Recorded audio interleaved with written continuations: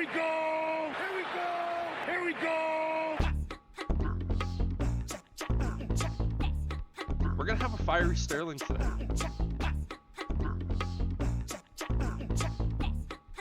Well, no, you just have a big old air horn, and anytime a Packers fan tries to talk, you just hit the button and drown them out. Like, no, I can't hear you. Go Bears. It's basically the la la la la la la la. Yeah, exactly. Right? You don't even have to live there. You can do it from here. Just remote control everything.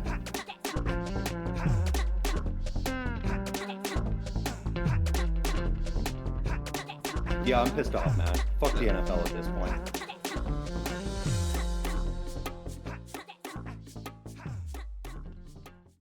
How's it going, everybody? Welcome to the OneIQ Football Talk podcast. Brendan and Sterling coming back at you with another week. We weren't able to get this one done last week, unfortunately.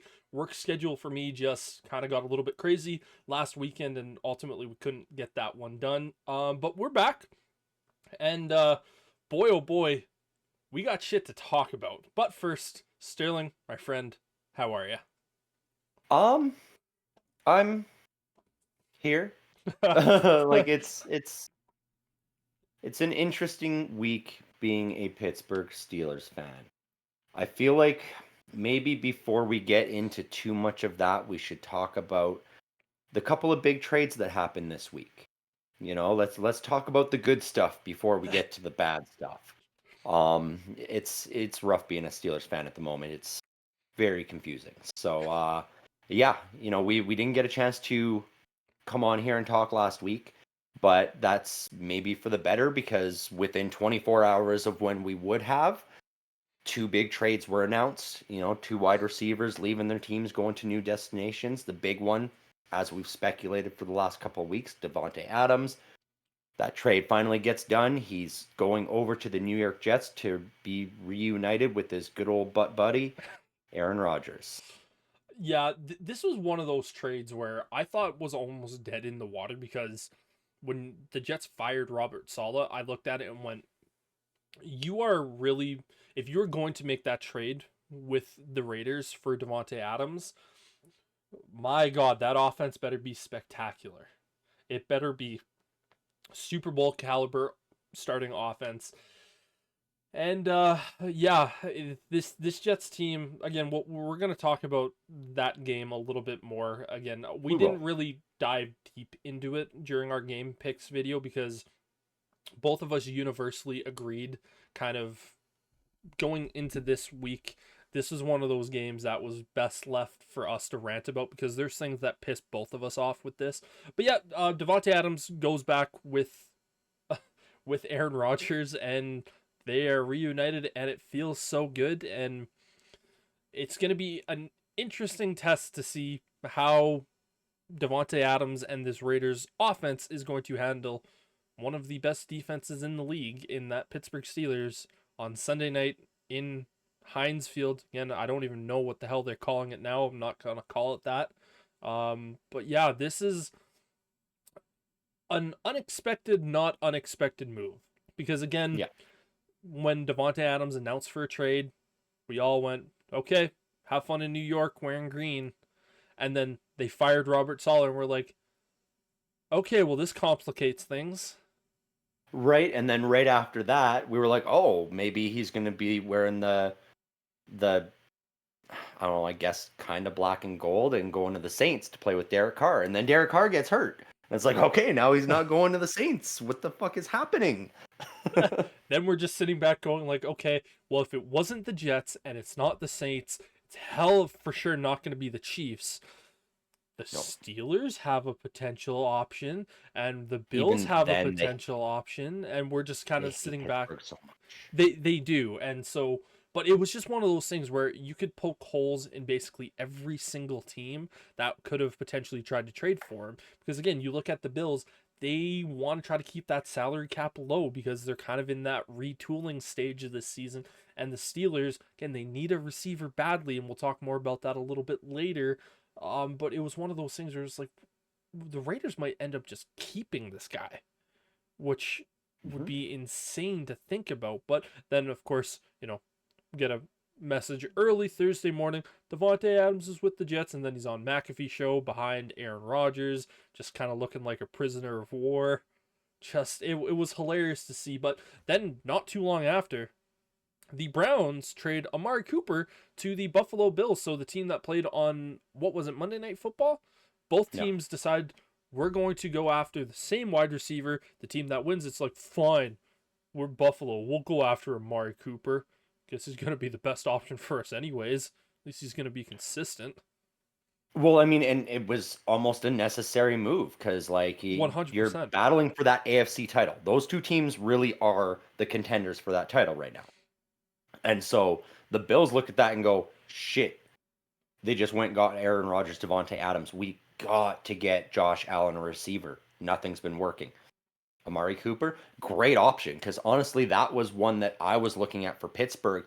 The only downside being there's no way Cleveland will ever trade somebody to the Pittsburgh Steelers, which sucked because I was like, frick, I want him here because he would be a good fit in this offense. So be it, he's now in Buffalo. I think him and Josh Allen are going to have a special connection. It'll take a couple weeks to get that going, but honestly, this might be that type of guy that Josh Allen has needed for the last few years, where He's Amari Cooper is consistent, talented. He's not hot-headed. Exactly. He's just- not a distraction. He just He'll goes go to out, he'll work. get the job done, and he'll be chill about it, which is what this Buffalo Bills offense needs. Because Josh Allen has said it. Everybody at this point has bought into, oh, you're not going to get 8 touches a game, but the 2 touches you get, we're going to give you a really good opportunity to break that for a big game. And so you just make the most of the few opportunities you get, and we're going to win. And that's what they've been doing. And that is sort of what Amari Cooper has been able to do throughout his career as well. Yeah, honestly, when I saw that move, I just kind of sat back and went, that is a really, really good deal for the Buffalo Bills. And again, we knew Cleveland is going to go into a fire sale. I don't think they're done. I think there's probably 2 more moves that are going to be made from the Buffalo or from the Cleveland Browns standpoint. And they just knew that, okay, yep, Amari Cooper, you want to give us a pick? Sure, we'll take it. And the Bills are giving him league minimum for a veteran. So that's also huge. Yeah. He's playing in a situation where he's going to have probably the best quarterback he's ever had throwing him the ball in Josh Allen, because again, he started his career, Derek Carr, went over Dak Prescott, and then he had, I don't know if he played with Baker for that 1 year or not. I don't think he did. I still think that was Jarvis Landry and Odell Beckham, and then he came after and was the Deshaun Watson, but Deshaun Watson and all the other quarterbacks that were there. Now he's going to Buffalo to play with Josh Allen. Have you ever seen Shawshank Redemption, and that scene where Red is leaving the jail for the final time? Someone said Amari Cooper leaving Cleveland, and he's just kind of looking back with the biggest smile on his face. I was like, that is so unbelievably accurate. I mean, to be fair, that is accurate anytime a player leaves Cleveland. Yeah. That is what you get, and we'll probably see that meme 2, possibly 3 more times, because I also think there's a few more players that are likely to be dealt before the deadline from this Cleveland team that will look back and go, oh, thank God I'm free. Yeah. But those were the 2 big trades that happened this week, and that also sparked us to have a few potential trade options for our teams, because I know the Bears, they're circled around in a handful of trade rumors. I know the Steelers, even though they might not pull the trigger on any of these deals, they're still circling around with some trade options. So we kind of sat down and we thought to ourselves, Sterling, I know you have 2 potential trade options. Again, we're delaying some of the ranty stuff because once we get going, this might just still end up being a 2.5-hour podcast because we just continue to lose our minds. So yeah, we're going to get our trade options out of the way. Sterling, you have 2. I have 3 for my Chicago Bears. I think we should start with your Pittsburgh Steelers. Yeah, for sure. And I mean, everybody who's been talking about and looking at this team knows that the biggest area of need is a wide receiver. Yes, we've had some injuries on that offensive line as well, so that is another area that I could see Pittsburgh looking to fill a hole either at the right guard or center position, depending on how long Zach Frazier's out. But for me, most of the guys that I saw available are higher paid, longer term options where you're not going to want to rent them just for a year. And that's not a solution we need. We do have talent there that's just injured at the moment. And so, really, for me, it was wide receiver that I was looking at. And even that I struggled with because the thing with Pittsburgh is we get burned a lot when we make trades for a player instead of just using those draft picks on a player. We tend to find more talent from the draft picks than we do from a trade. But this is a situation this year where it is a deep, deep necessity. Our wide receiver room is, I mean, pretty easily, if not the worst, then tied for the worst wide receiver room in It's football this year. easily bottom 5. I don't Yeah, know like if it's the worst or second worst or even the third it's worst, down there but though. yeah, it is without a Yeah, doubt bottom it's 5. not good. And so I struggle with this, and I know you and I talked about it through the week, so I got some ideas from you, and I did really like one of the ones that you put forth. And it's not one that I have seen anybody else talking about. The other option I have is something that's been widely speculated, I think we should and probably so start with that one first. we'll Just start because, with that. because Yeah, I think the more realistic one first, and then the second one. Because again, I did kind of help you with that particular one, definitely. Yeah, so yeah. it'd be a little So bit I mean, easier for people to explain for that one. understandable. Yeah, I mean the one that I've seen more widely speculated and makes more sense. It's as a result of that Devonte Adams trade, Mike Williams in New York with the Jets has now sort of been rendered irrelevant. He already kind of was behind Garrett Wilson and uh, Adam Lazard. He was already sort of third string in it at that point, and now with the addition of Devonte Adams, Mike Williams now is likely going to be dropped down to fourth on the depth chart and probably even just riding the bench a lot of the time. So it would make sense for the Jets to maybe attempt to recoup something for him. He's not super highly paid. It was a 1 year deal for $10 million. I believe about probably 7.5 is still on the books. So that's what would be coming over to Pittsburgh, which is very manageable. And really, I think the Steelers should be able to pry Williams away for maybe a sixth round pick, possibly as high as a fifth. The tough thing with that sixth rounder is currently it's tied up in the Justin Fields trade with the Chicago Bears. But if Justin Fields plays 11 more quarters this season, that sixth turns into a fourth. And then that frees up that sixth. And really, I do think at some point we are going to see Justin Fields play that 11 more quarters in this season. So I would like to see Pittsburgh maybe make a move for this. This is more of a gamble move too. Mike Williams, the last couple years that he was with the Chargers, dealt with injury issues, didn't really play a full season, didn't look the same as he was when he was that breakout player and when he was so talented and so productive. With the Jets this year, same sort of thing. He's got under 200 yards. He's not looked great. It's been lackluster, but he's not the top target. He comes to Pittsburgh, immediately he becomes the wide receiver too, if that is the only move that is made. And he's going to see more production, he's going to get more looks, and he's going to have that opportunity to inflate his value for a contract next year because, as I said, this was just a 1 year deal with the Jets, so he will be a free agent again at the end of the season. This, I think, is a much more realistic option for the Steelers where you don't have to spend a lot. It's a late round draft pick, and you could possibly even push this to next year's draft and do the fifth or sixth rounder next year to get Mike Williams. And so this is one that I think was much more realistic than some of the others that I was seeing teams talk about or people talk about around the league. Because I know names like Christian Kirk and Juwan Jennings were thrown out there, and I DeAndre don't think those Hopkins. are as realistic for purposes of I feel like Christian Kirk's a little too high paid, and I don't think the 49ers would really want to part with Juwan Jennings right now, considering how up and down their wide receiver rooms have been. And so that's where I landed on Mike Williams as being a much more realistic option. The other one I heard was DeAndre Hopkins, but you know, you and I discussed it before the pod here, and that dude, as good as he's been, he can't make cuts and he can't jump right now because he needs knee surgery. I don't want to make that trade for a guy that's that hurt. We need a guy that can be productive.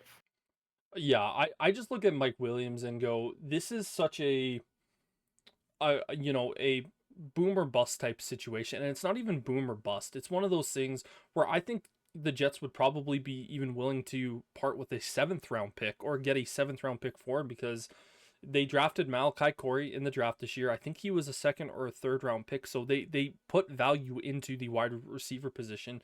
And I just look at Mike Williams and it's just gonna go, you know what? We'll just take that $10 million off the books. We'll send him away. And for the Steelers, it's one of those things where if he comes in and he sucks, well, guess what? Like it's a 7th round pick, and even if you stretch it to next year, where it's a 5th, 6th, or 7th next year, one of those types of situations. Again, it's such a late pick where it's just a gamble, anyways, on all of those players at that round. Yeah. That it's worth it because even if Mike Williams only gives you, let's say, 600 yards of receiving from the time that he comes onto the Steelers, that is still much more value that you can have. Now, is that really going to change the Steelers offense? No, but it's going to help that Steelers offense and make it just that little bit much better. And I honestly think this would be a very good move. But now the other move that we were talking about that I kind of brought up to you, I initially brought this to you as an idea that this could very easily be an off-season move, because that would be where it would make a little bit more sense. But it's also a move that I could potentially see also getting done at the deadline, because it's also, with the team that we're potentially trying to look at for that trade, it also would make sense for them to move on and try to restart their rebuild at that point as well. Well, exactly. And that player and that team is Chris Olave with the New Orleans Saints. It was one that I hadn't considered until you brought up some good options, because I just looked at it as he's untouchable.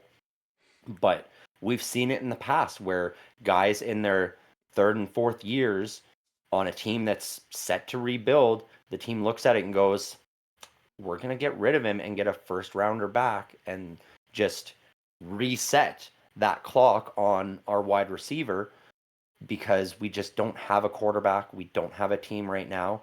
And the Saints really are in that position. They're kind of free fall, and they started the season strong, 2-0 with big wins, and they haven't done anything since. And they're just compounding injuries.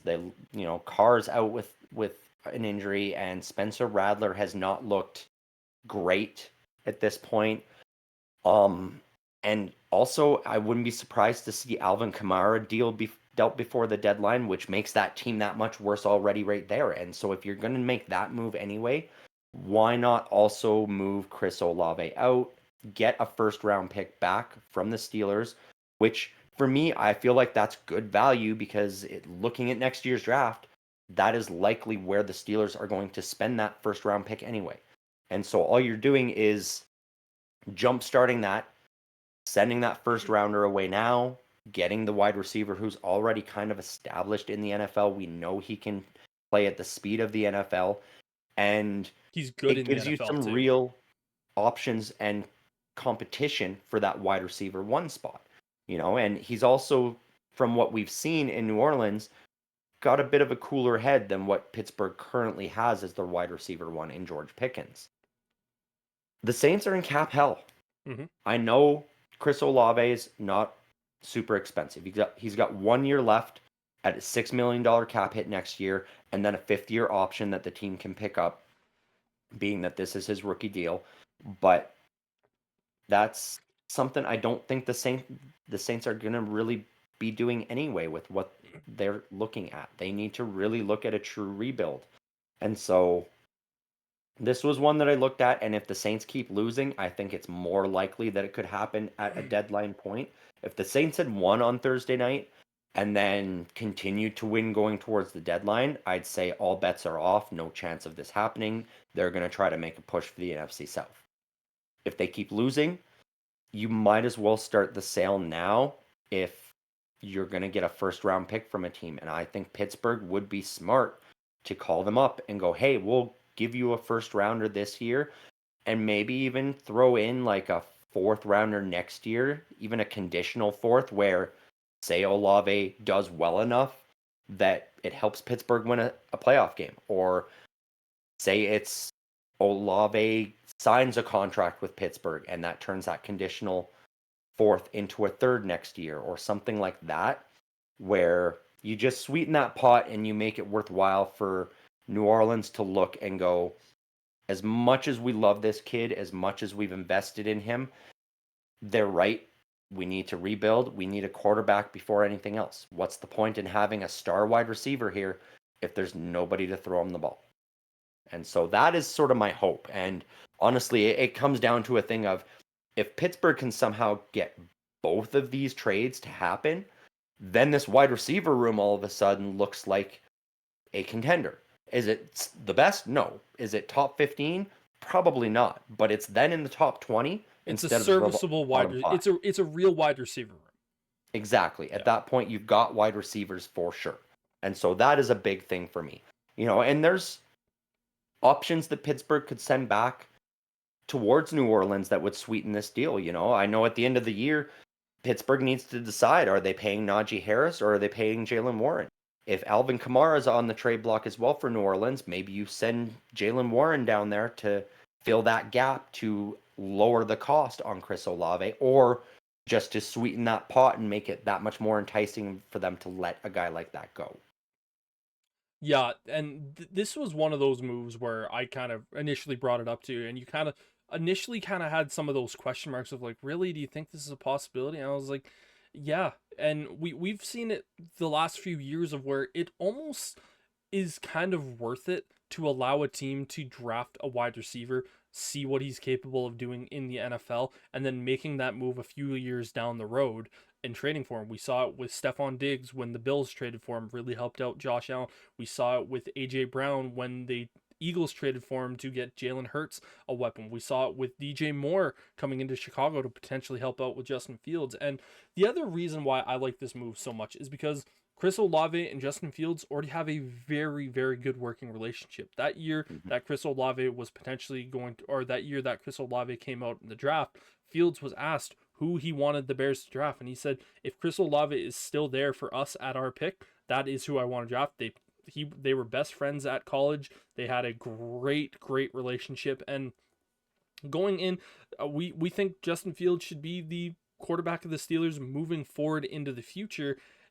Now, again, a little bit later, we'll talk about this, but it's one of those things where if you can get that, and let's just say you send the first round pick, Jalen Warren, and a fifth round pick, that's what it takes to get this deal done at the deadline. You do that. You do that every day of the week because you get that number one receiver. And again, I don't think Chris Olave is quite on that term of being a true number one receiver, but you just allow him to continue to grow and develop. He's still very young at this point. He could very quickly become that number one wide receiver. And the best part about it is he has a calm head. He's not going to be a problem in the locker room, which basically every single receiver that we've seen the Steelers draft, talented, massive problem, and then boom, they're gone.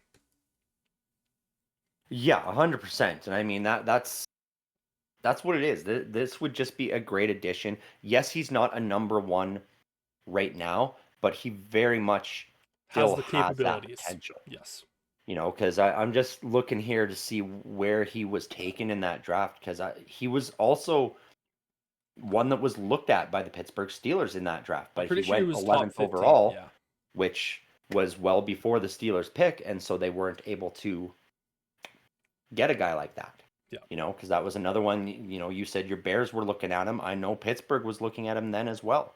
And so I would love to see that get done. It was one I hadn't considered. You sort of had to convince me of it too. I thought you were crazy when you first mentioned it, but then when you bring in the Stephon Diggs and the DJ Moore, those trades to it, it starts making a little more sense. Yeah, and again, like I brought this to you and said this is more realistically an off-season type move, because that's when we see these moves be made. I don't really have a comparison of kind of that type of situation for in season. Yeah. But it's not to say that that can't happen in season. And with the way that we've seen the Saints play, again, you brought up a really good point that even I forgot about, which is them being in credit card cap hell, where they're going to have to pay Chris Olave either this offseason or next offseason. And, you know, at that point, if you're Chris Olave and you just see everyone around you and this, and that, and you have Derek Carr and then Spencer Rattler, you're just sitting back going, why would I want to continue to play here? And Dennis Allen, we don't know what the situation is going to be with him. So I just continue to look at this and go, man, this would be a solid move for your Pittsburgh Steelers. Well, and it really would be a win for both teams. With the Saints being free falling right now towards the bottom of the league, it's looking like they're going to have a top 10 pick themselves.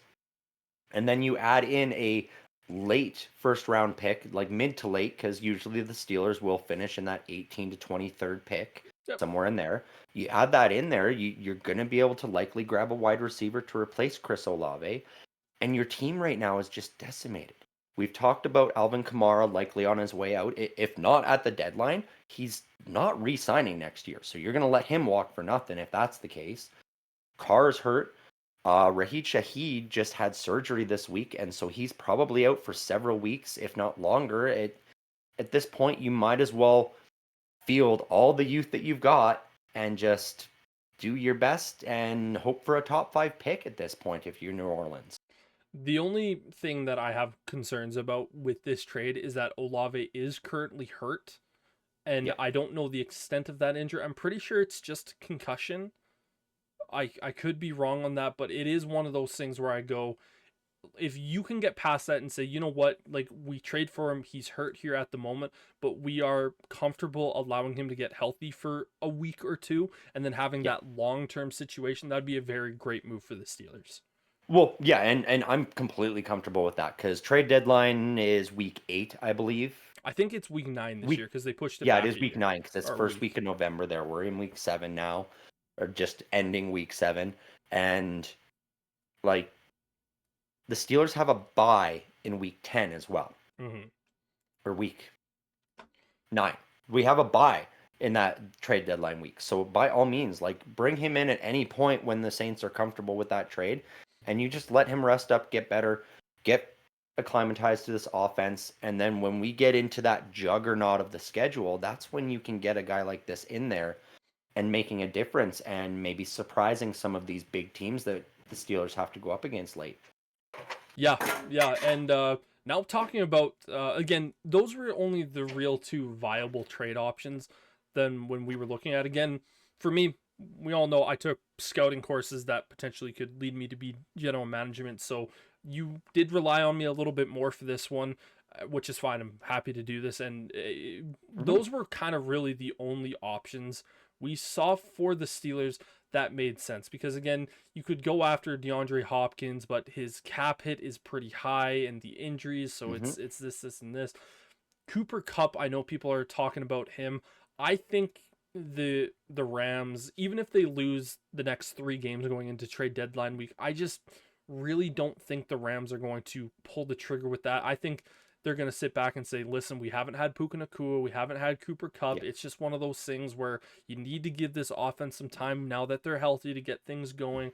And if you see a Cooper Kupp get traded, it will be at the end of the year when the Rams kind of finally look at it and go, if they can continue to go down the way that the season has gone, going, you know what, it's rebuild time. I don't think the Rams are at that point yet. I think it's still too early for that kind of conversation. And I know you initially kind of brought up the idea of, Cooper Kupp, and we talked about that this morning, and it was kind of like I love the idea if the Steelers could go out there and get Cooper Kupp, that would be great, but I still think you would have to give a lot to go out and get him. Yeah, that was just an article that went across my feed this morning while I was doing up the last of my notes, and I was like, that's funny. That would be really fun to see, but I don't think that's going to happen. That would be crazy, you know. I honestly, even if these two that we discussed here don't happen, which, the second one is very low odds, I do think Mike Williams is probably a fairly high chance of something like that happening if another Me team too. doesn't offer more. Um, but there's others out there that could happen and likely will if Mike Williams falls through. I'm not as big on those. And those are guys like a Christian Kirk. Like I know that's a very likely option. It's been talked about a lot through the season here as the Jags have been worse and worse. I only don't like that because I don't view Christian Kirk as a wide receiver one. And his contract over the next 2-3 years, it's 19, 21, and 23 million, I do believe. And that's just a hefty price to pay when the Steelers only have 70 million in cap space already next season. So you're already cutting that 70 down to 50. And Yeah. you've got guys you need to resign this offseason. And so that's one that makes me a little more wary. And the other one that I don't really like is Adam Thielen from the Carolina Panthers, who, again, he's a fringe wide receiver too, in my opinion, I don't even think and he's that anymore. really just would add to this shuffleboard that we've got of Van Jefferson and Calvin Austin, and it's the same sort of quality we already have in that spot. Whereas we really do need a defined wide receiver one or two at this point to add to this team. Yes, Christian Kirk would be that defined wide receiver too. I agree, but it just feels a little bit too expensive is my concern. Yeah, before the podcast, I kind of said to you, Christian Kirk would be the safest option for the Steelers to go out there and get because he's going to be And consistent. He's going to be yeah, consistent. His cap is one of those things where you hope that he can get above 1,000 yards, but to have a receiver that you can feel pretty confident getting 800 yards or more every single season, that is a good that's a good player to have. But again, what you were going to have to give up to the Jags to go out there and get him and his own cap hit. And with the mhm, Steelers kind of in that situation of where you have to look at guys that you're going to have to re-sign. yeah. And do you really want to Uh, allocate that to a guy that's only maybe maximum if on his best season getting you 1,000 yards and maybe 6 or 7 touchdowns? It's again safest option probably other than the Chris Olave situation, but it's yeah, yeah. I would say the best case scenario for a Christian Kirk is that the Jags keep struggling, which results in a Doug Peterson firing and the team going, "Oh shit, we're We're spinning our scrambling. tires here," and sort of drops that price for Christian Kirk. So you don't have to spend a second, third, fourth round. You might get him for a fourth or fifth, which would be much more desirable because this Pittsburgh Steelers organization, they are good at restructuring contracts. So it's not outside the realm of possibility they bring in a guy like Kirk. And then after all the re-signs next year, they go, well, you know what? We've got 15 million in space still. Do you want to restructure this and move some of that later cap into this season? We're going to pay you 26 million this year so that we only pay you 15 the next two.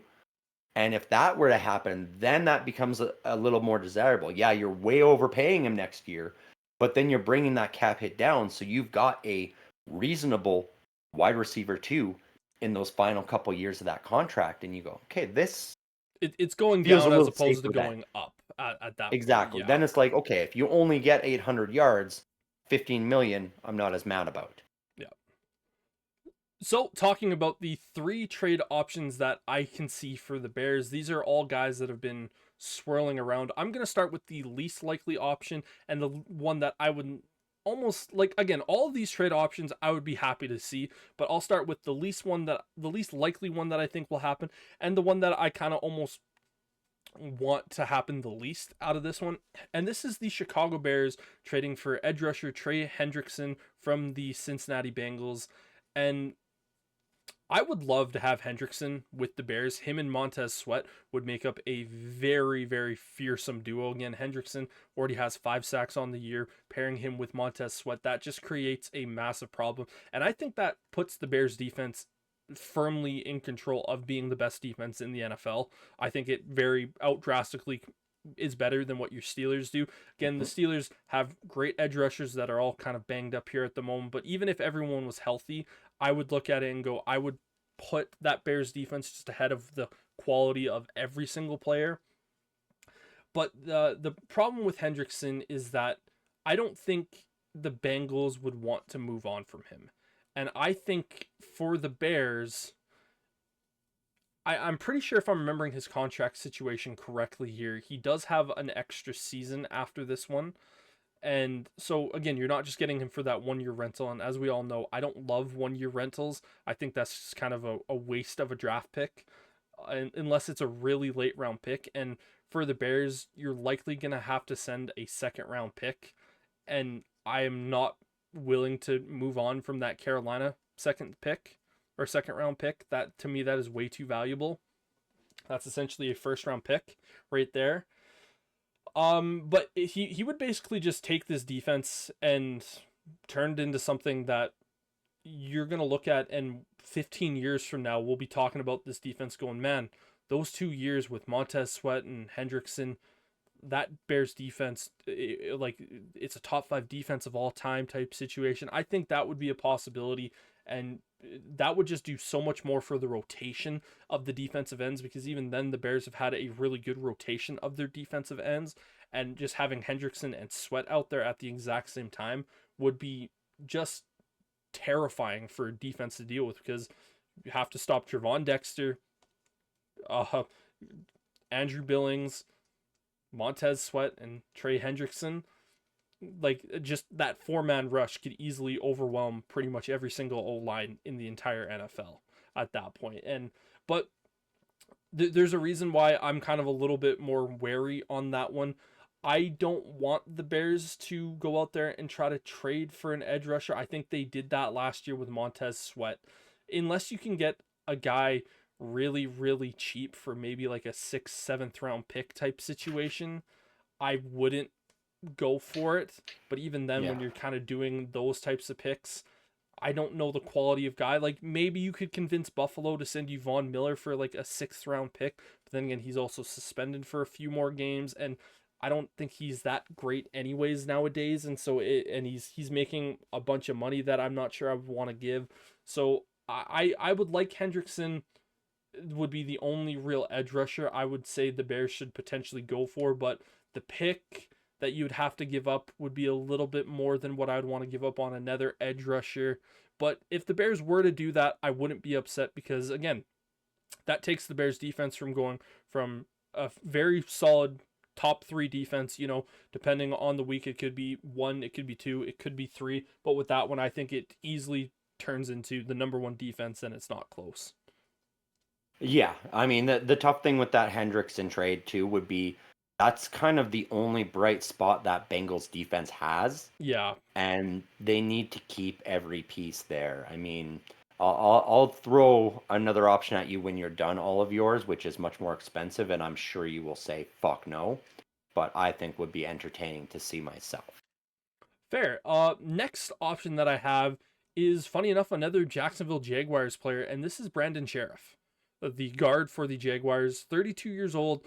He has this year, and then I think he has an option year coming up next year as well that could potentially be brought up there. But the Bears, their biggest need right now is offensive line. I think going into next offseason, the Bears are potentially going to be looking for a left tackle, a left guard, a center, and a right guard.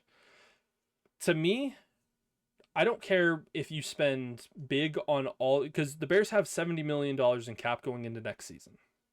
You can spend all that cap on those 4 players. I don't think you can solve that issue with all 4 players. I think if you want to try to reform an offensive line, you need to have at least 2 guys that are solidified with the team just before you can even try to bring in those other 3 guys. And even then, all 3 of those guys might not work out.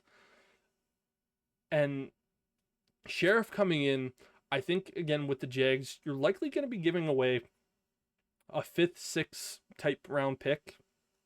They're just going to be trying to move on from cap space and really just get rid of them. It's a low risk, high reward type situation for the Bears to just allow Caleb to kind of have that more comfortability. I'm not even sure if that's a real word, but more comfort in the pocket, and just allow him to continue to grow and develop. And with the back half of the season, we always talk about the Steelers back half and that gauntlet, but the Bears, they have probably an even worse gauntlet at this point because, again, you have to face the Lions twice, the Vikings twice, the Packers twice. You have the 49ers in there. You also have the Seahawks, who don't have a slouch of a defense. Like, there is really, really tough games that this Bears team is ultimately going to have to go up against. And trying to confirm one of those offensive linemen would be pretty big. And to get a guy who has been at that Pro Bowl level before, who's been very good, and 32 years old for an offensive lineman is not necessarily old and just like you're worried about borrowed time.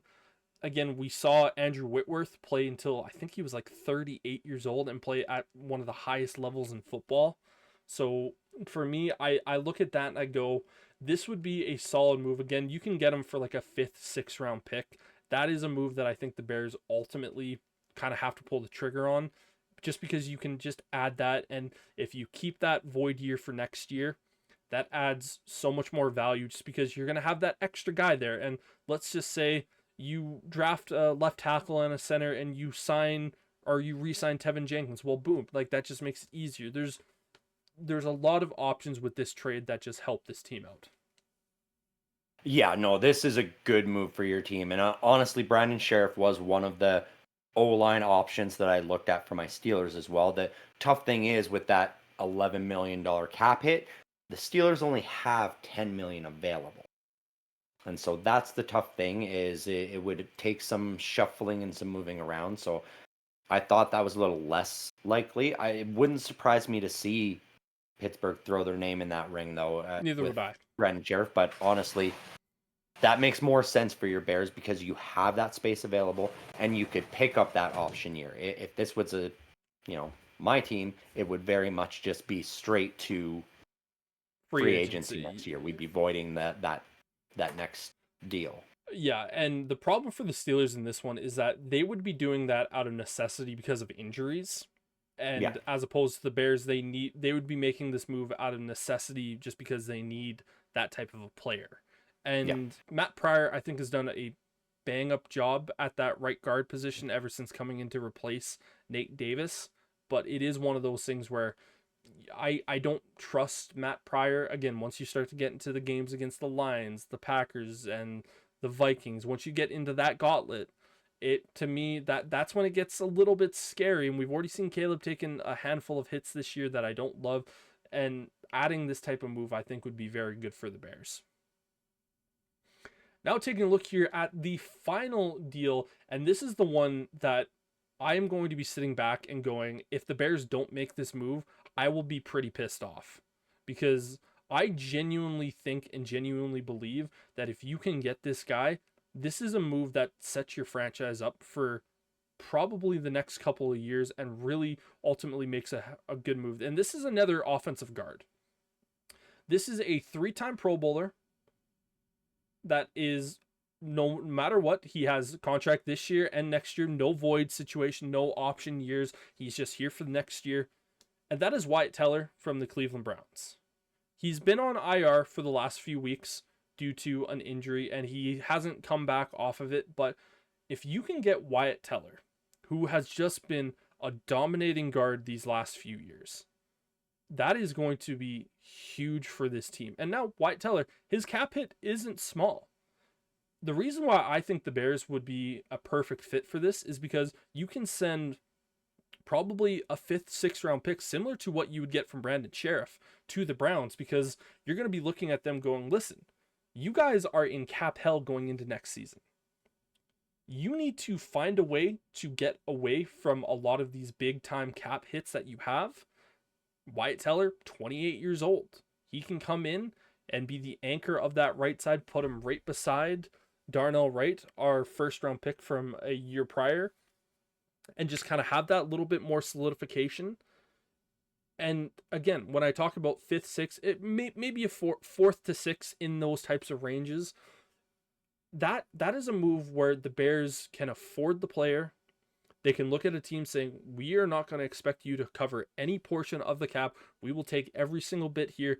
And again, he's coming off an IR situation, so that also drops the price tag drastically. If the Bears can go out there and get Wyatt Teller for a 4th, 5th, or 6th round pick, I'm fine with all of those. I don't really care. I'd prefer a 6th round pick, but if we have to give up a 4th, oh no. To get a Pro Bowl level guard who's still 28 years old, who will come in, again, once he comes back from that injury, he's going to be put into a situation. We joked about it beforehand where we're going to see a handful of Browns players almost like that Red Dead Redemption of just Red walking out, turning around, going, I get to go block for Caleb Williams. I've seen what DeAndre Sweat has been doing in the running back game. I get to go do that. Oh, yeah, I'll happily go do that. To me, I am pounding the table for that move. I want it now. Like last year, I was pretty much pounding the table to not trade Jalen Johnson, and I was going to cry if that move happened. I am looking at this going, I will probably cry if this move doesn't happen. I want Wyatt Teller because this would be such a good move. Yeah, 100%. And I mean, imagine if you could get both of those deals done and grab both of those O linemen. That would be excellent. Caleb Williams would be so happy at that point because he'd have a good O line in front of him finally. But like, yeah, that is an excellent move for the Bears for sure because that's your biggest position of need. It's keeping Caleb Williams safe at this point and opening up holes for DeAndre Swift as well is so important. We've seen now the last couple weeks what he can do when he's got running lanes. We knew what he was capable of. It's just the Bears O-line wasn't doing a great job at opening those holes up for him. Yeah, and DeAndre Swift, we've been talking about these last few weeks. Now that he's kind of doing that Matt Forte role, and the Bears are using him like Matt Forte, we're showing that like that deal went from being one of the worst or free agent deals to kind of, I'm not going to say one of the best offensive deals, but it's looking like a good deal if you can continue down that line. Oh, 100%. If he can keep producing like this or even better with some additions on that offensive line, this Bears team is just going to start taking strides of getting better instead of baby steps of getting better. Yeah, and so you said there was another player that you potentially want to talk about that I might just instantly throw out there and say Well, no. there's one that I'm fairly sure will be on the move at the deadline as well. Another Cleveland Browns player that Myles is Garrett. probably exactly going to end up with a division rival of yours in the Detroit Lions. I really see Myles Garrett being moved from Cleveland this year. He's got 2 years left on that deal that he signed, and this is the time for them to get the value for him. And so it would be wise for them to move on. Of course, I don't think your Bears would do it. I know you would hate for them to do it because it's going to be a more expensive option. You're gonna You're getting rid of first round picks as well as other picks, and so it's very expensive to do. But it might be one of those situations where the Bears even look at it and go, not only does it make us better, but it sort of sticks it to a division rival of the Detroit Lions because they don't get to take him. And a tandem of Montez Sweat and Myles Garrett, you said Trey Hendrickson would make this Bears defense the best. That would make them way the best. That would make them a Super Bowl contending defense in the next 2 years. Well, I already think this Bears defense is Super Bowl contending defense. They now, are, but with Myles Garrett there, that turns I will sit back and I won't instantly say no like you potentially thought I would. Like for me, I think the value that you would have to give up, I would love to have Myles Garrett on my team. I really would. I think that would just take this team to another level. Because again, I've been a little bit disappointed with Montez Sweat this year. But if you bring Myles Garrett over, again, you take that option away from Detroit. That's huge. That's massive. Yeah. But you bring him in there, that opens up Montez Sweat a little bit more because now everyone's worried about Myles Garrett. And we've seen the Bears make trades in the past for superstar edge rushers and Khalil Mack. And, to me, it's one of those very fun moments of that. If the Bears were to get Myles Garrett, I would get over the trade package pretty quickly because I think it would probably be a first round pick this year. And I don't think you'd be sending another first round pick, but it would probably likely be a player and then like a second next year as well. And I would be able to get over that. I really, really would. Yeah, because I also think that, that could be viewed as either a mid-term or short-term solution, because that's something you could keep him for the remainder of his contract, sure. If things are working out and you have the cap space and you're not too worried about other things. Yep. But that's also something you could do at the trade deadline, keep him for the remainder of the season, and then still shop him around after the season's over. If and the Bears recoup were to some. sign him or trade for him, they would keep him for the remainder of the contract. I would really Most likely, yes. yeah. But I'm just saying that that's still an option they would have, because they could then go, we sent a first this year and a third next year along with a young player. It's worked well, but we still have that young edge rusher that we just drafted this year, who we really want to get in there next year anyway. And Myles Garrett performed really well with our team once he got here, to the point where we can now then move him to another team for a first round pick back, say next year. And then I'm just saying it. Yeah. There's I know options I there. know where It's you're not coming just from. a hands down, we're taking him, we're keeping him. There would be many options for you guys going forward of being able to rent him and essentially recoup the losses that you sent away in that rental, and just reset. You have him for 10 weeks, and then you go, okay, we actually lost nothing giving him up. See, I do disagree with that. I think if you trade for Myles Garrett, you keep him there for the entirety of the contract, because the Bears are in that perfect luxury position right now of where they don't really have anyone at the current moment of where you're looking at going like, oh, we need to make sure that we have cap space available to go out and sign this guy again. Jaquan Brisker, Kyler Gordon, both going into their fourth season next season. So that's kind of when you can go for that extension. I don't think either of those guys are going to have game breaking money at the top end. They're both just good players, so they're going to get good contracts, but I don't think they're going to be game breaking, and both will No, because probably the want safety market has really deflated as well. Yeah, and I think Jaquan Brisker particularly, he's going to look at this and go, I only want to play for the Bears, because why would I want to leave from Eberflus, who has put so much faith into me and what I can do, and basically shown that I can be one of the best safeties in the league, and just kind of continue on with this. But yeah, like again, I don't hate the idea of Myles Garrett. I think that would be really fun to see, because pretty much since Khalil Mack, we haven't had that guy, and that would be really, really fun to see him and Montez Sweat do what they could do, because that's game changing right there. Like that is the point where, again, we talked about Hendrickson and how you stop that 4-man rush. How do you stop that 4-man rush? Like, you honestly only need to bring the edge rushers at that point. You can have a 3-man rush with Sweat, Garrett, and Dexter, and have Andrew Billings somehow drop back into coverage and just basically go, we're still gonna beat you. Yeah. Oh, 100%. It would be scary to see. It would be one of those situations where during this growth time for Caleb Williams, even if he has games where he struggles, it'll be Pittsburgh Steeler-esque, where you can go, okay, he can throw for 120 yards this game. Our defense is still going to win us this game. Yeah. Which you guys already have that. Yeah. But that just makes it that much better. It's like adding a TJ Watt to your team. It turns a number one defense into a number one plus historically defense. Number one defense. But then the only problem that I would have with that is then I would have to sit back and go, oh yeah, of course Myles Garrett is better than TJ Watt. And we would have this argument every single week, and it's going to be like, he's not. No, I mean, like, if he was on the Bears, of course he would be better than TJ Watt. He just finally got that stank of Cleveland off of him, and then he can truly be that guy. Told you to stop smoking crack. He's not better.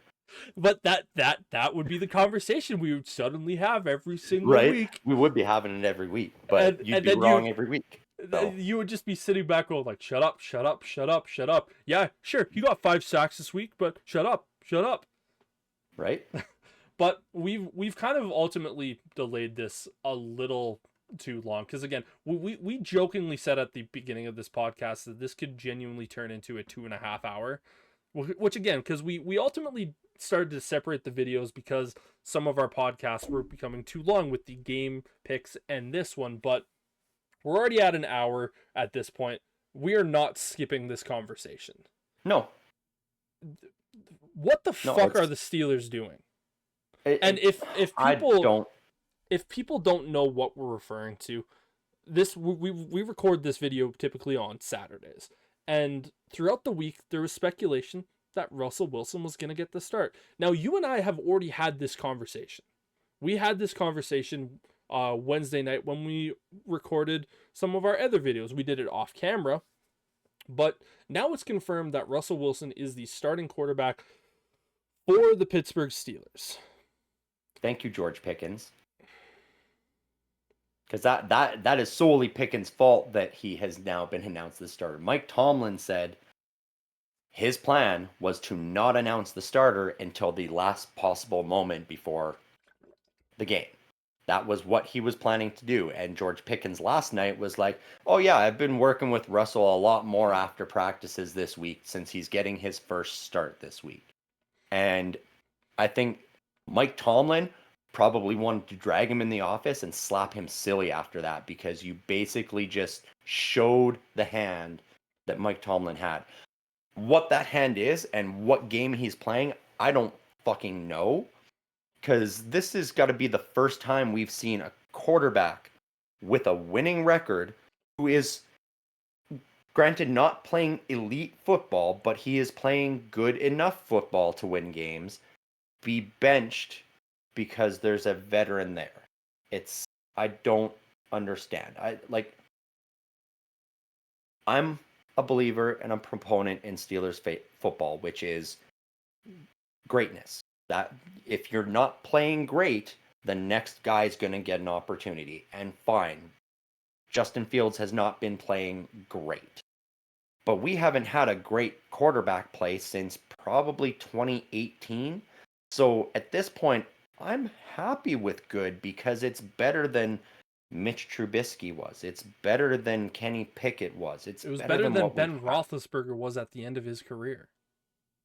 In his last year, yeah, it was rough because Matt Canada was calling the plays and he doesn't know how to run an offense. And Arthur Smith has not been doing much better at this point until last week. You're going up against the Raiders. Well, we were going up against the Raiders, but he did change his game plan against the Raiders. So if he stays with that, I'll be happy. Yeah. Go back, watch my Week 6 review video of that Steelers-Raiders game if you want to hear me rant about that, because I'm not going to get into that again. This is about what the hell is Mike Tomlin thinking. And there's been speculation from every corner of the NFL world. Are they trying to undercut the Bears by putting Justin Fields on the bench so they don't have to give them the 4th round pick for him playing so much? Is it Mike Tomlin just riding his ego and going, well, no, I made a handshake deal with a guy in Russell Wilson that he was going to be the starter of this team. He only didn't get that spot due to an injury. He's healthy now. I have to honor the commitment I made, which we talked about in the preseason before training camp even started. And I said, that's how Mike Tomlin is. That's what he's going to do to name his week 1 starter. And that's what happened. I'm disappointed to see that coming to be in week 7, because usually in this league, the start of the season is messy. You don't know what you've got for your team. You're feeling things out, and then around week 5, 6, you start to see what you have. And now what Mike Tomlin is essentially doing in week 7 is hitting the reset button and going, let's go back to week 1, guys. And so now it's going to be after the bye week before we really know what kind of a team this is going to be able to be on offense. We know what the defense is. We know what the defense can do. They're getting healthier again. We're getting some guys back, which is going to be good going into a Sunday night football game. But it's so frustrating because you don't know why he's doing it. And for him, he's got to be hoping this works. Because if you go out there and you lose to the Jets, and you lose to the Jets bad, there's going to be a lot of people calling for Mike Tomlin to be fired. Which, unfortunately, in Pittsburgh, that won't happen. The Rooney family will not fire a head coach until they know their next coach is there. And even though then it won't be a firing, it'll be an amicable parting of ways, as we usher in the new head coach who's going to be the guy who carries the torch for the next 25 years, because that's how Pittsburgh does their coaching. It's, I don't know, Mike Tomlin he's playing with fire here, man. Like, I don't know what is going through his mind, why he's making this decision. It's nuts. I want to tell you a story. When the Bears drafted Justin Fields, that was a head coach and a general manager trying to ultimately save their job. They knew that if they didn't have a situation of them being successful, they were going to ultimately get fired, and they thought bringing in a rookie quarterback would buy them another year to try to get things figured out. They didn't. Bears ownership rightly fired both Matt Nagy and Ryan Pace.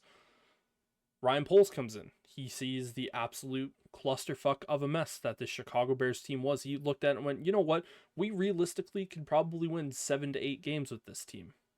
And he said, but then we're just going to be in purgatory like this team has always been in these last 20, 30 years. Where it's just going to be, oh yeah, we're good enough to do this, this, and this.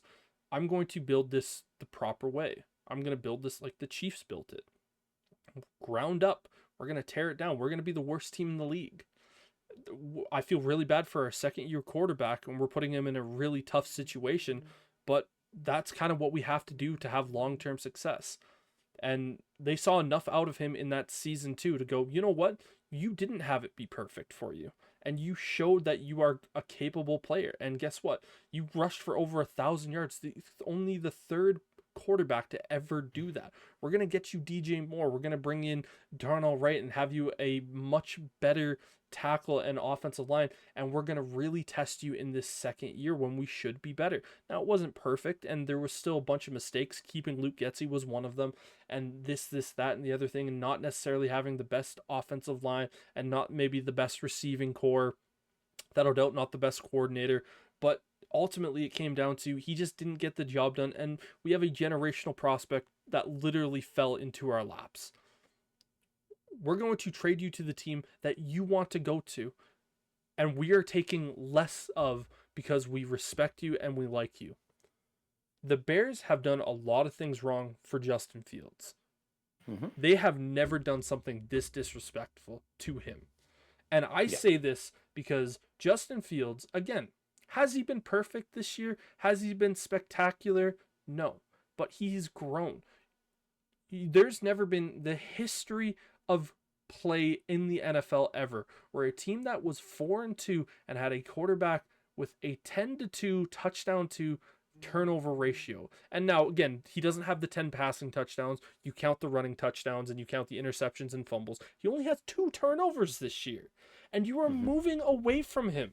That, like, I don't give a shit who you made a handshake deal with at the beginning of the year and what their name is and what their history was. You're taking that guy that has been busting your ass this year, who wanted to come to your team because he saw the culture, and he's being benched. He's being benched for Russell Wilson. Sure, he put up 25 passing touchdowns with Denver last year, but Russell Wilson these last 3 years has been dog shit. Yeah, he had okay year last year, but it was just okay. Like, what are the Steelers doing? This is the most disrespectful thing that has happened to Justin Fields as an NFL pro, and this is coming, and he came from a team that did nothing but disrespect him his entire time in Chicago. And if this is the organization of the Steelers and Amir Khan looking at Omar Khan, looking at Mike Tomlin saying, hey, we really don't want to give up that 4th round pick to the Bears. Every single person in that Steelers organization needs to be fired now. Yep. If this was a situation where the Steelers said, we're trading the Bears a 3rd round pick with the option of it becoming a 1st round pick due to the 51% of play time, I would look at that and go, I can understand that because you're not getting 1st round value out of Justin Fields. I would be pissed off because I would want the 1st round pick. We're talking about a 6 turning into a 4. We're not talking about a 3rd turning into a 1st here. A 4th round pick, sure, you can get that player and he could be a starter and he could be a good player. But at the end of the day, a 6th-round pick versus a 4th-round pick, there's not much difference there to me. If the No. Steelers are genuinely looking at this and going, we don't want to give the Bears 4th-round pick, so we're going to do this, fire everyone. Honestly, at this 100%. point, the Rooney family should be forced to sell the team. Yep. The Pittsburgh shouldn't have a team if they're going to be petty enough to do that stupid shit. I look at 100%. this and go, how are you, like, Mike Tomlin, he better have this work out, because you and I talked about this potentially being a situation of where the Steelers are just trying to present Russell Wilson for the trade deadline. I look at this and go, why would any team want to trade for Russell Wilson? He's been injured the entire year. He hasn't been that good. So why would they look at that and go, we can just get Mason Rudolph for a 7th.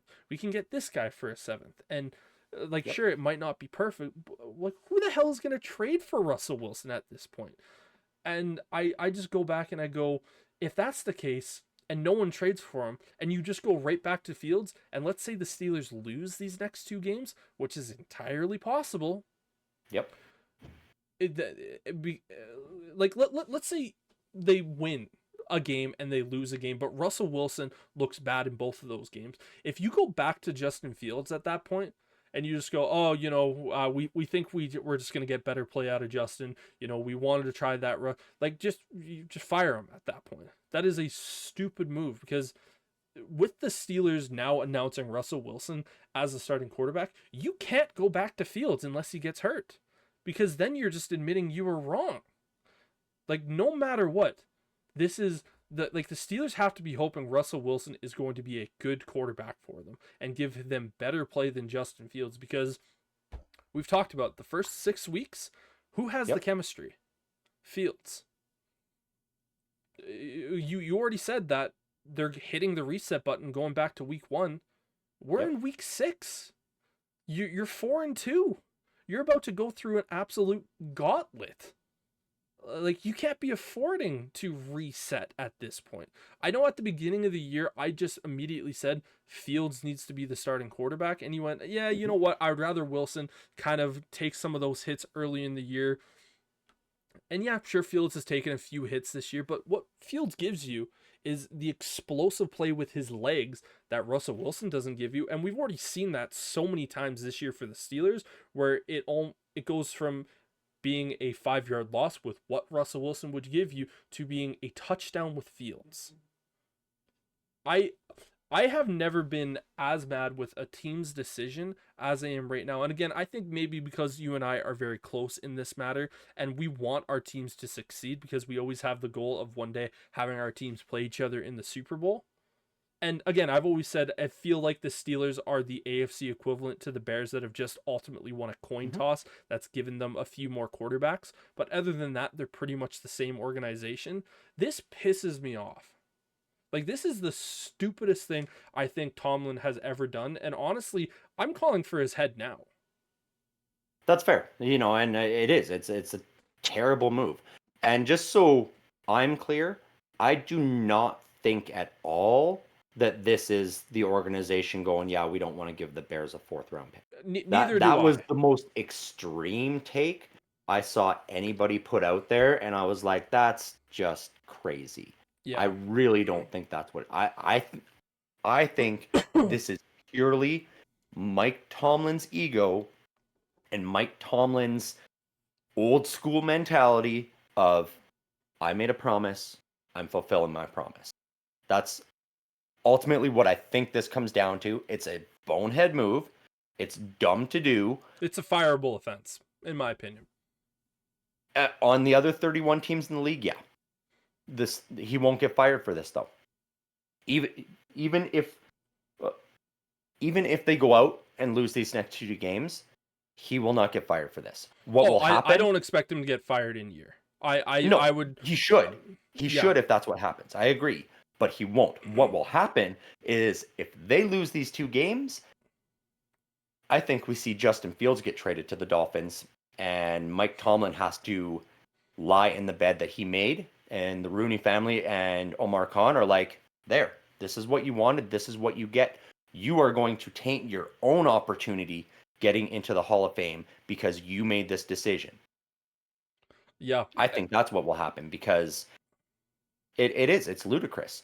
And what's crazy is I feel bad for anybody who like had Justin Fields on their fantasy team because he's been putting up decent numbers, He's not a putting lot up of good passing yards, numbers. but he's not getting negatives because he's not turning the ball over and he's getting rushing yards and rushing touchdowns. What they're going to see basically is, oh, now we don't have the passing yards and the completions anymore, but Justin Fields is still going to get a rushing touchdown this Sunday. He is, because I guarantee you if they're inside the 10-yard line, you're going to see number 2 trot out on the field and be under center and be the quarterback. And he's either going to roll out and throw it to like Connor Hayward or Darnell Washington or Pat Fryermuth, or a hole is going to open up and he's going to run it into the end zone again. And you're going to get the same plays out of Justin Fields, but you're not going to get the growth because he's not out there the whole time getting the confidence, getting the chemistry, and building that with the rest of the team. You're taking that part of it away and basically going, yeah, you're a red zone running back / quarterback now. You're a red zone wildcat running back now. Is basically what they're going to do to him, and I hate to see it because it's going to stunt that growth ability.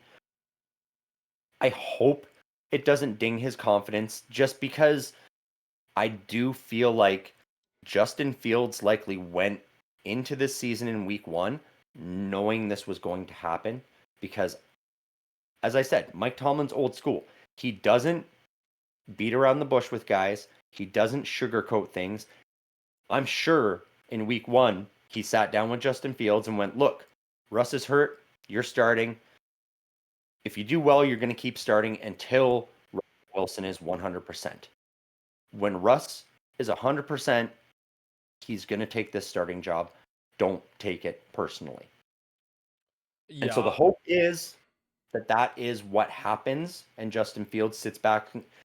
Justin Fields could sit on the sideline and go, all right, prove to me you're better, Russ. And when Russell Wilson doesn't, I'm sure Justin Fields will walk over and go, are you sure this is what you want to keep doing, Mike? Put me in there. One of the things that makes me so mad about this report this morning is that it was announced that Fields was still going to go in there and get plays. And I go, like, if you're only going to be using him in red zone situations, what is the point of having Russ out there? Like, if you don't have confidence in Russ going out there in the red zone and being able to make those plays, and I know what you're gonna be thinking and potentially saying here is that, well, Fields adds that extra dynamic bit that makes it easier for the Steelers to go out there and score touchdowns, and Fields has had a little bit of struggle getting towards the red zone, and Russ might be able to have that benefit. And you could see them taking their strengths and do this and that. I just go, you know what? Like, you're talking about stunting the growth. Well, guess what? If you want Fields to be your quarterback of the future, if we're not talking about this Steelers team, like we've been talking about going, oh, they're going to draft a wide receiver in the first round this year. Like, if you are taking away Fields at trying to grow and develop and moving from your own 25-yard line and going down to the red zone and scoring, what's the point of even having him? Because then you don't know if Russell Wilson, because what happens if Justin Fields goes down on one of those plays? Well, then you're stuck with Russell Wilson. And if we know Russell Wilson continues to struggle in the red zone like we've seen from him these last couple of years, it's going, well, great, we're just going to have Chris Boswell kick a bunch of field goals because we can get down there. But once we're there, we can't do shit.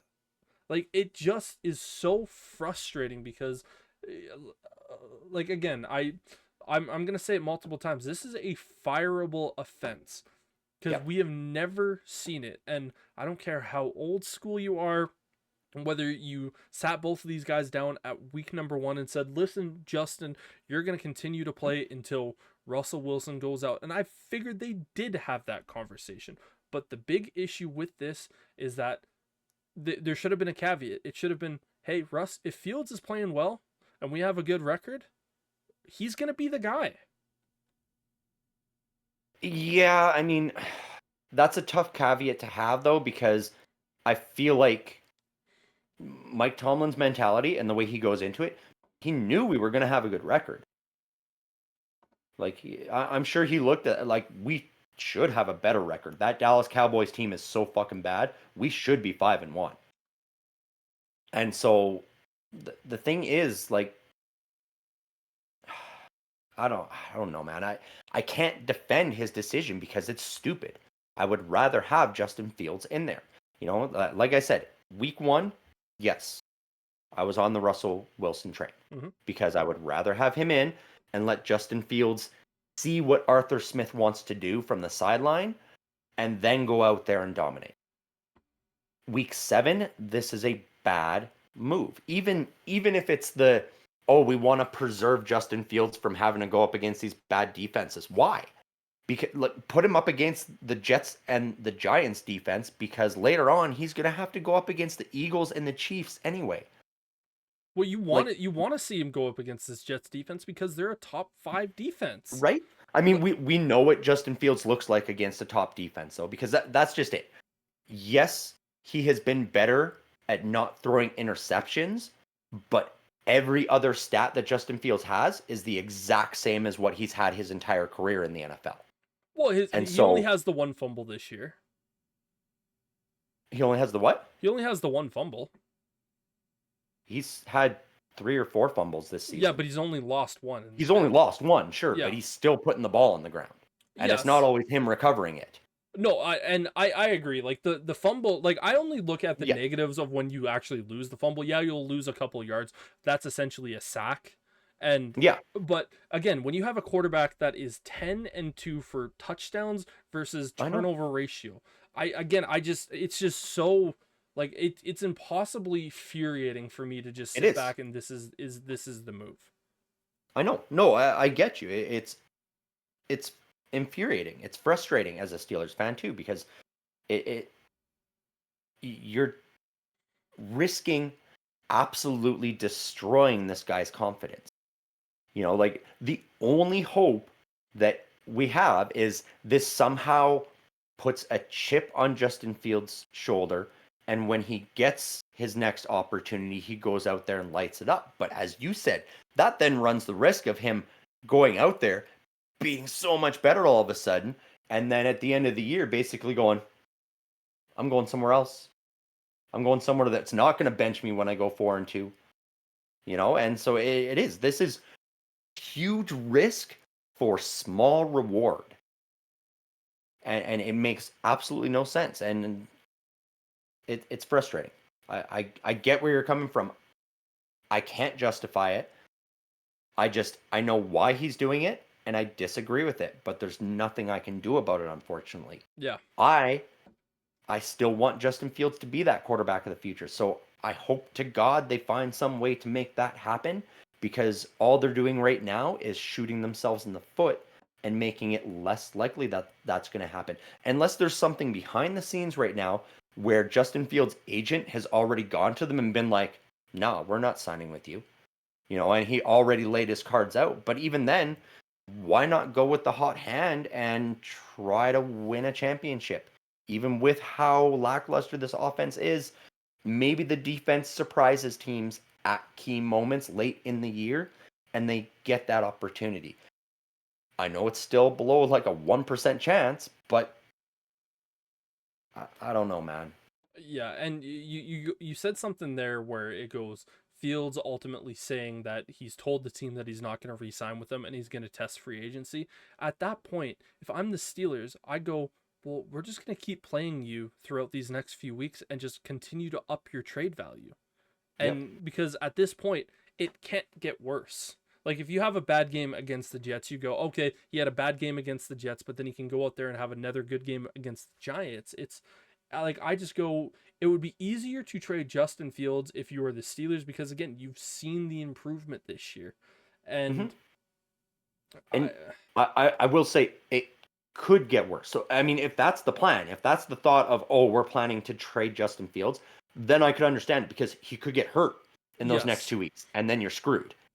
And so if that's the case, if you're going into this going, no, we've got a couple teams that have called and we're planning to trade Justin Fields, so that's why Russ is in, and that's what comes to light in 3 weeks after the trade deadline, then it's like, okay, now that decision back then makes more sense. Right now, it looks like it's just insanity. It looks like the entire coaching staff and the entire Steelers organization has lost their fucking mind. Yeah. Because, like, again, if this is a Well, situation of where they're trying to trade Justin Fields away, you Yeah. just need to announce that. You need to say, we feel this is the best move for Justin Fields moving on from the organization, and we are opening up trades. And even if it's not the Steelers organization, I feel like it would be Justin Fields' agent talking about going like, hey, the Steelers have ultimately figured and told us that this is probably the best direction. They haven't come towards any contract conversations, or they've said we're not going to look for a long-term deal and this, that, and so we're ultimately going to go down the trade route. Then, like, yeah, like that should be the news that I'm hearing in the next couple of days to make this a justifiable move. Yeah. And even then, it still pisses me off. Oh, 100%. It still pisses me off too. But if that's what it comes out to be, then it's like, okay, well, I guess at that point you might as well switch your quarterback since you're like, we're not going to have him anyway. Yeah. Then it's like, let's get Russell Wilson in there as soon as possible at that point. But I don't know, man. I don't even know what to hope for at this point, because it's like I look at that, like I want my team to win still. So I'm like, do I want Russell Wilson to perform well and then go, okay, well, I guess it's the Russell Wilson show now? Or do I want, like, on play one, Russell Wilson to Aaron Rodgers himself and go, okay, Justin's back in? But even then, that then just accentuates that slap in the face that they gave Justin Fields of going, we're benching you for Russell Wilson for 2 plays, and then Russ re-injured his calf and you're back in there. And, at that point, is Justin Fields going to have his heart in it? Or what's really going to happen? I don't know, man. Yeah. This just like that just goes back to, if Russell Wilson plays bad or gets hurt, then it's like you have to kind of go back up to Justin Fields and go, "Hey, buddy, guess Right? what? Like, Yeah. you're the starter again." And like, if it's for bad play, I expect Fields to just go, "No." Like, I would want him to do that. And I will say this. This is one of those moves that, until it is properly explained to me why, and giving me really, really good reasons, I really hope the Steelers lose every single game this year. Right. I And then like, there's only the one reason that could justify it, and that's the one we just mentioned of, oh, there's a Justin Fields trade in place already, and they're preserving his health. yeah, That is the only thing that makes this move look like a good move. Every other explanation makes it look like a bad move. And that's what I mean. The trade is already in place and just not finalized. And yeah. so then it's like, okay, well, part of that is, oh, you can't play Justin because we don't want him to get hurt. We want him coming to They're our trying team to healthy. figure out final details on a contract. Exactly. Or Yeah, not a we're trying to contract, figure on out a whether trade we're giving details. you a 4th-round pick or a 5th-round pick or Yeah, what. that would be sort of the thing. only possible way that I The would look at it only and possible go, thing. like, okay, sure. Yeah. But I would also look at that and go, what, all these rumors started that you were going to start Russ from like Tuesday. So like, why hasn't that trade happened then at this point? But that would be the only way. But until then, like I said, I genuinely hope the Steelers lose the remaining part of their games this year. Because to me, I don't get mad at players for situations. I get mad at organizations. And when I get mad at organizations for being dumb, I ultimately hope for their downfall, because dumb organizations deserve to have dumb situations happen. We look at what happened with the Panthers. David Tepper, their owner, was a tool. He was a dick. He was horrible. And he still is, because he's still their owner. And it's one of those things where it's like, I'm happy your organization is crumbling because you're making stupid moves.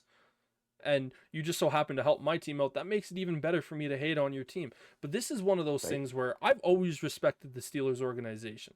This move right now, I have lost almost all of my respect until they give me a proper reason that makes sense. Just saying, oh, we had Wilson, a handshake deal. It's like, okay, well, guess what? He lost his job.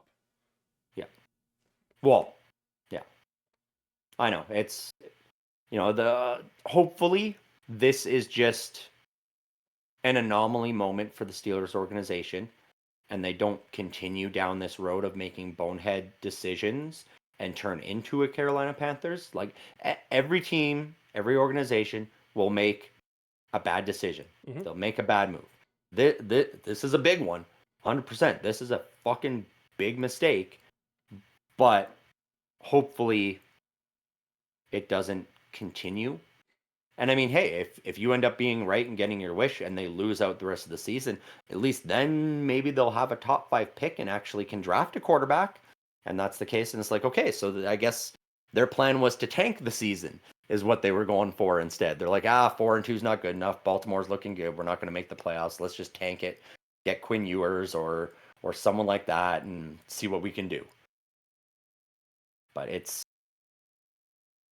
you come up with 100 different scenarios. Only one of them looks good for this decision. Every other 99, it's fucking dumb. I can't even really rant about it. It's more just confusing than anything. Like, I don't understand where they're coming from. I want the discussion to be over. I want to see what happens in the game, and I just want to see what happens on the field. And like, Yeah. I don't know, man. Yeah. I can't justify it. I can't explain it.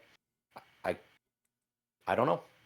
This is one of those things where for you, this is such a disappointing thing to have happen, and it's such a confusing thing to have happen. And for me, this is just infuriating because I'm watching a team. Again, I know a lot of people would look at me and the conversations that I've been talking about the Steelers from the start of this offseason going, the Steelers organization is not what people think it is. And I really shit on the Steelers a lot this offseason. I said, listen, you don't have the receivers.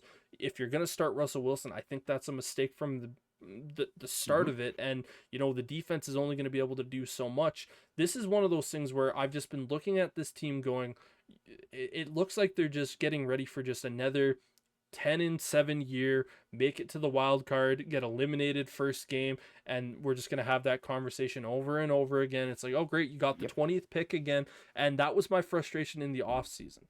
And this year it's been like, okay, the first few weeks I'm like, okay, like that defense is pretty much just doing it all, and you haven't seen much from the offense. Fields has had a few good plays here and there, but then even Fields has shown improvement these last few weeks.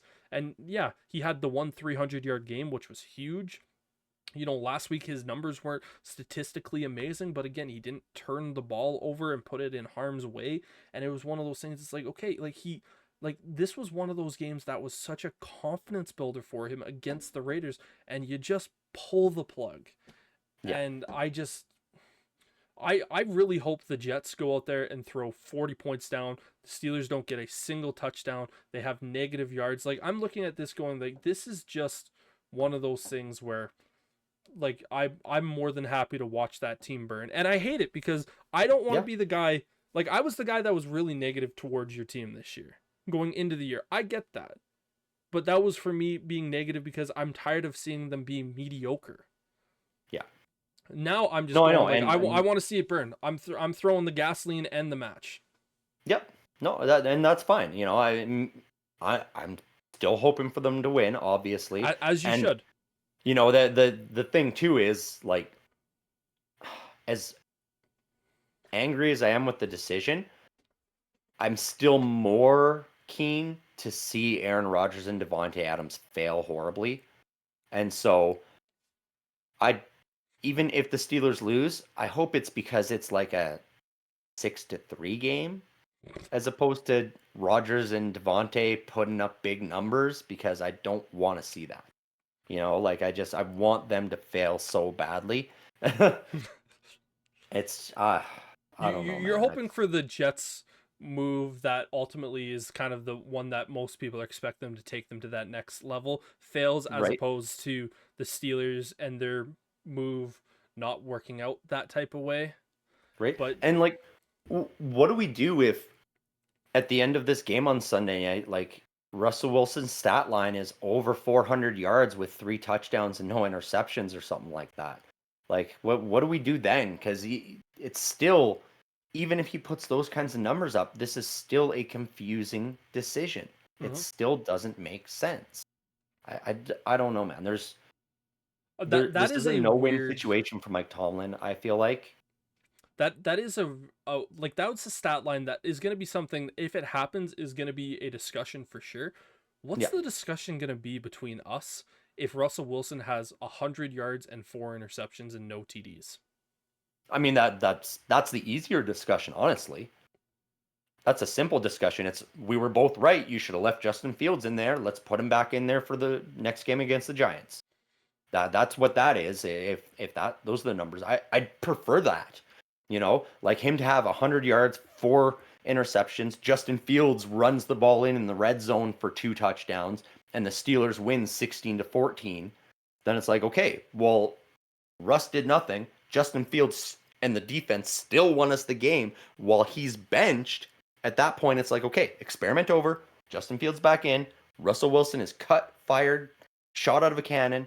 Mike Tomlin is slapped and put in the stocks, and everybody can just fucking paddle him for a week, and we can get back to Steeler football. That is the perfect outcome to this for me. Russell Wilson going out there and performing well makes this so much more difficult for week 8 and then for the bye and then for week 10, and it's just You know what? I think the toughest conversation that will have happen here is what happens if Wilson just goes out there, has 175 passing yards, a TD, an interception, Steelers win a game where it's like 18-12 or 18-14 Mhm. type situation, and it's just one of those things where it's a classic Steelers win. I Well, I honestly think that's probably the worst situation, the worst outcome out of this, because again, if that's the case, when we go, well, you could have just had that from Justin Fields. So well, I mean that would at least be very telling, because if that happens, then you can look at it and go, okay, so this offense is exactly the same under either one of these guys, which means we don't have to roll with Wilson the rest of the year. The problem is obviously in the play calling and the lack of wide receivers at that point. If that happens, that solidifies the realization that you need to trade for a wide receiver at the deadline, and you need to figure out why Arthur Smith doesn't know how to call football. That's what that tells us. And that's honestly what I kind of expect to happen. I expect to see Russell Wilson with like 160 yards, a touchdown, 2 interceptions, and Justin Fields is running it in for a touchdown as well. And then it's Chris Boswell kicking a bunch of field goals probably. question for you that just popped into my head: do we Yep. think Heinz Field at one point is going to have "We Want Justin" chants? If Russell Wilson throws an interception before a touchdown, yes. Yeah. I hope for it. That would be amazing, because that would be a good thing for Justin as well, because Mhm. he would be sitting on the bench, and I think that would probably give him goosebumps and go, okay, the fans want me here. Yep. And that, I hope for it, again, honestly. that could I fall really hope into the for it. best case scenario, because that would at least swell his confidence to the point where he goes, okay, this was a Mike Tomlin decision. He's gonna regret it. He's gonna put me back in there, and then I have a legitimate reason to bark back at him anytime he says shit to me for the rest of this season. And that's where we see that situation that I mentioned early on in this debate, where it was, if this puts a chip on Justin Fields' shoulder, that could turn him into a dynamically dangerous quarterback in this league. The concern then is, do we get to the offseason and Justin Fields goes, okay, Rooney, okay, Khan, me or Tomlin? My last You know, question which, for you before we end the podcast here: yep, who do you want as your head coach next year? Ben Johnson. Fair enough. If they can get Justin Fields to stay, and you can bring in Ben Johnson, and we can get a wide receiver one, this team could be really fucking good. Mhm. That we really, the last few seasons, we have really just been a play caller and a quarterback away from being a true AFC championship contender, in my opinion.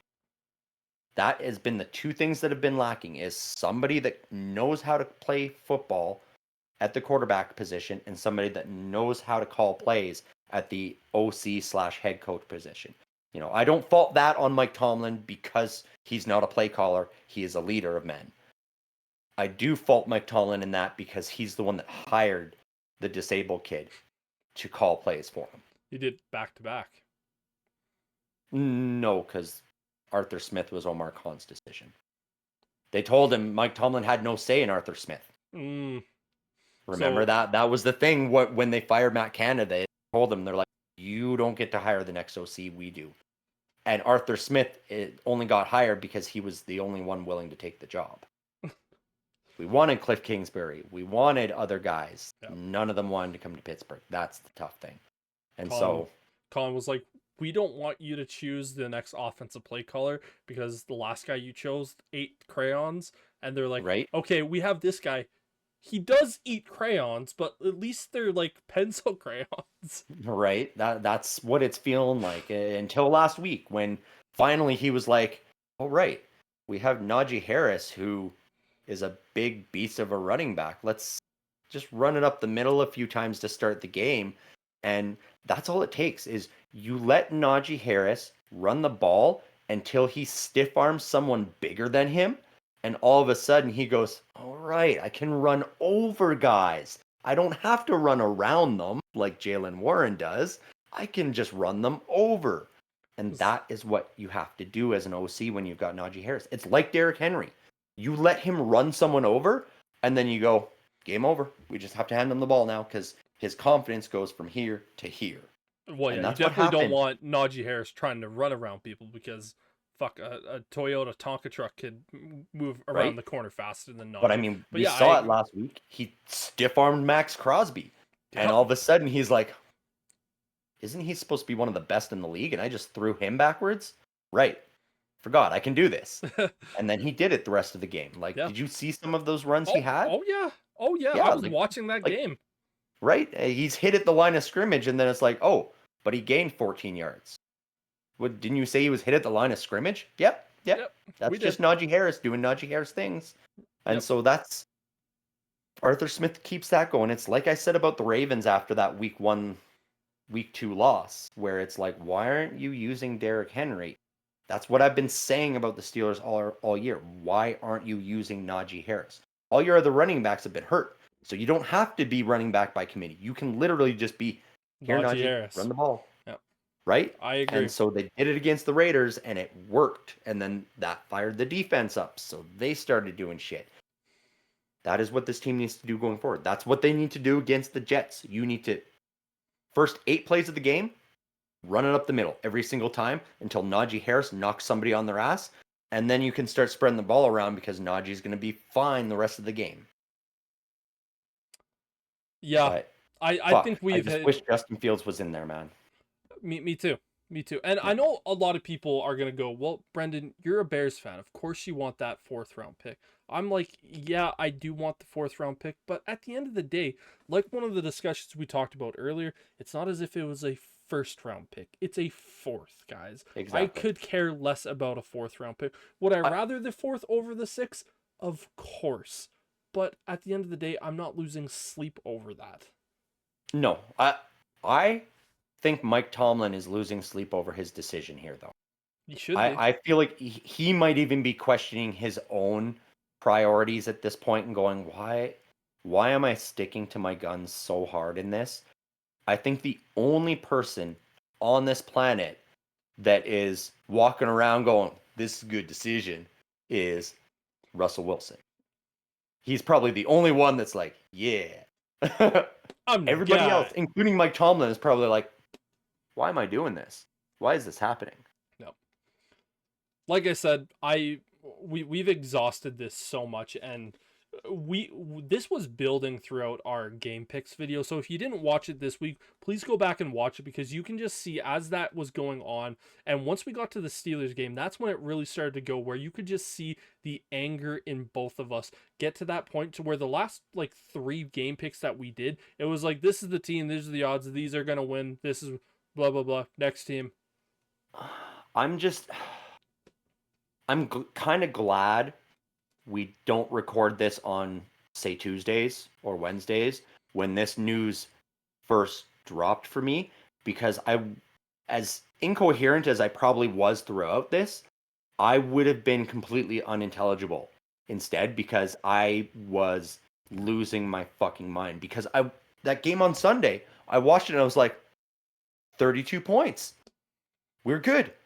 Steelers football, Justin Fields, let's go. We're making the playoffs. If we can trade for a wide receiver, we might win a playoff game this year. And then Tuesday rolls around and they're like, yeah, Russell's healthy. He's going to be taking first team reps. And if I had the funds and the willingness to go to jail, I likely would have traveled to Pittsburgh on Tuesday and just fucking beat the shit out of Mike Tomlin over this, because it is a terrible decision. You finally had a complete game. Fine, he didn't throw for over 200 yards. There were no turnovers. The run game got going. That is what we wanted. I don't get it. We don't need a 350-yard passer to win games in this climate that we've got built. Like, don't need that. I say it every single week in my review videos. If you can win the turnover battle and you can run the ball with Najee for over 100 yards, you're going to win every fucking game. Doesn't matter what your quarterback does. Yeah. Why? Oh. I'm glad we didn't do it on Tuesday, because it wouldn't have made any sense. It would have been just a long streak of us having to censor everything, because it would have been completely off the cuff, and it would have been things that are worse than we usually say, to the point where it's like, yeah, YouTube won't allow this. I know that some of the things that I've said, it's like, okay, like I'm mad and I'm kind of going off, but yeah, I'm staying very censored in this one. Like I'm going into my broadcaster mode of where I know there's a microphone in front of me, and I'm going like, I'm gonna say some fucks, and I'm gonna say some dumbass and stupid shit, and like I'm gonna say those words, but I'm not going to say the things that are initially running through my head and the things that I really want to say, because if we were to put that out, again, you're saying this video's going to get taken down. Yeah. So I'm tired, man. I'm fucking tired. Like, I'm tired for you. Dumb shit, Mike Tomlin. I'm tired for you. Right? Like, he's tainting his own career at this point. It's like he wants to make it harder for himself to get inducted into the Hall of Fame. Mm-hmm. If this goes badly enough, I kind of almost hope that he doesn't, because of this. I hope the voters, when it comes time, they go, well, you were good. You never had a losing season. But you did bench a 4-2 quarterback with a 10-2 touchdown turnover ratio. And really, that we don't allow people with that many special needs into the Hall of Fame. I'm sorry. Well, it's one of those things where I think the Hall of Fame voters will look at it and go, okay, yeah, you never had a losing season, but you were also gifted a quarterback and gifted a staff and gifted a team that ultimately won you your Super Bowl. And then from there on, you had 7 straight years of no playoff success. Yeah, sure, you didn't have a losing record, but you didn't win anything either. And then the cherry on the top of the cake was you benched your starting quarterback, who was 4-2 and had a touchdown to turnover ratio of 10-2. And then for the rest of the year, this is where you got your first losing season. Oh yeah, especially if this ends up being his first losing season after this decision, then I think that should really be a consideration for him getting in. Because you know what, man, like his favorite saying, the standard is the standard. If this is the standard, get out. The standard is the standard, but if the standard's shit, then Yeah. And right now, the standard's shit. If this is what you're going to do going forward, get out. Yeah. I think we've exhausted our anger. We could probably easily go for another 45 minutes, but this is already like an hour and 45, so not quite the 2-hour mark that I thought we could have potentially hit, but yep. Thank you all very much for watching this very ranty, angry episode. It started out nice and calm. We talked about some trade stuff. There was a lot of fun with that. Right. But thank you all. If you've made it this far, you are a goddamn trooper. We love you. I'm not saying I'd pay you to just say thank you for listening to this, but you deserve a reward. But for Sterling, I'm Brendan saying thank you all very much for watching the OneIQ Football Talk podcast. Till next time, we're saying peace.